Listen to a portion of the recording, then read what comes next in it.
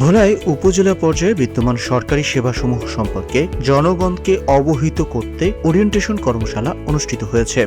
ভোলা সদর উপজেলা পরিষদ হলরুমে এই কর্মশালার আয়োজন করে গ্রামীণ জন উন্নয়ন সংস্থা GJUS, ইউরোপীয় ইউনিয়ন ও পল্লী কর্মসহায়ক ফাউন্ডেশন PKSF এর সহযোগিতায় PPEPPEU প্রকল্পের আওতায় এই কর্মশালাটি বাস্তবায়িত হচ্ছে।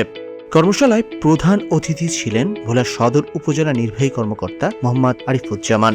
বিশেষ অতিথি ছিলেন উপজেলা কৃষি কর্মকর্তা মোহাম্মদ কামরুল হাসান, সিনিয়র মৎস্য কর্মকর্তা মেহেদি হাসান ভুইয়া, অতিরিক্ত কৃষি কর্মকর্তা সীমা আক্তার, উপজেলা সমাজসেবা কর্মকর্তা মোহাম্মদ দেলোয়ার হোসেন এবং উপজেলা যুব উন্নয়ন কর্মকর্তা তুষার কান্তি দেব।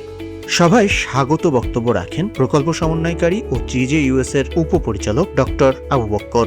সভায় সভাপতিত্ব করেন GJUS এর পরিচালক মোহাম্মদ হুমায়ুন কবির।